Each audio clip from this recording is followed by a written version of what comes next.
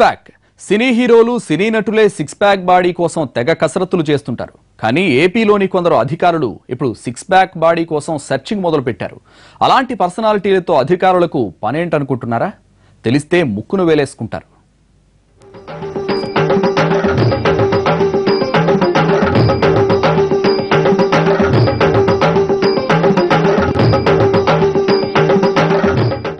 గడచిన కృష్ణా పుష్కరాల నుంచి విజయవాడ సమీపంలోని ఇబ్రహీంపట్నం వద్ద గోదావరి కృష్ణా నదుల సంగమ ప్రాంతానికి పవిత్ర సంగమం అని పేరు పెట్టిన ఏపీ ప్రభుత్వం అక్కడే ప్రతిరోజు కృష్ణా హారతి కార్యక్రమాన్ని నిర్వహిస్తోంది.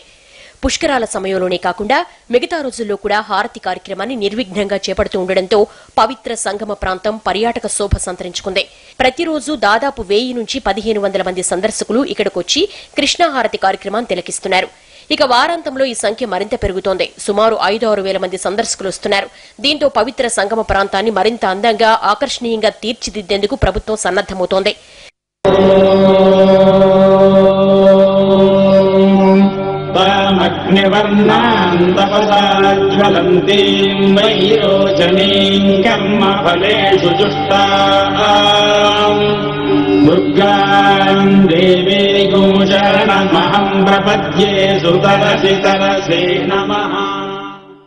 ఇంతవరకు బాగానే ఉంది. అసలు చిక్కు ఇక్కడే వస్తోంది.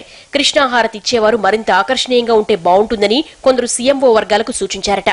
దీంతో హారతి ఇచ్చేవారికి సిక్స్ ప్యాక్ బాడీ ఉండేలా చూస్తే ఆన్ స్క్రీన్ మీద కార్యక్రమం మరింత ఆకట్టుకుంటుందనే అభిప్రాయాన్ని కొందరు వ్యక్తం చేశారట. దీంతో అధికారులు సిక్స్ ప్యాక్ బాడీ కోసం సెర్చ్ ఆపరేషన్ మొదలుపెట్టారంటున్నారు.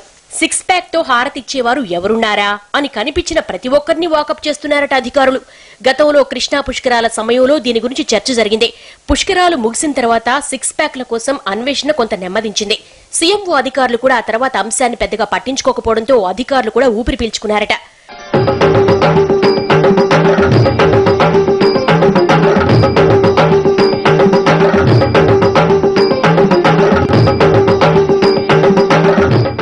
పవిత్ర సంగమం దగ్గర ఓవైపు మహిళా పార్లమెంటేరియన్ల సదస్సు, మరోవైపు Amaravati global music and dance festival జరుగుతున్నాయి. ఈ కార్యక్రమాలకు సీఎం చంద్రబాబు కూడా రెగ్యులర్ గా హాజరవుతున్నారు. అంతేకాకుండా కృష్ణాహారతి కార్యక్రమానికి ముఖ్యమంత్రి వస్తూ ఉండడంతో అధికారులు మళ్లీ భయం పట్టుకుంది. సిక్స్ ప్యాక్ మ్యాటర్ గుర్తుకొచ్చి మళ్లీ సెర్చింగ్ మొదలు పెట్టమంటే ఎలాగని బిక్కుబిక్కుమంటున్నారట సంబంధిత అధికారులు. మరుగున పడ్డ సిక్స్ ప్యాక్ విషయం మళ్లీ ఎవరికి గుర్తు రాకూడదని సదరు అధికారులు కృష్ణమ్మకు దండాలు పెట్టుకుంటున్నారట.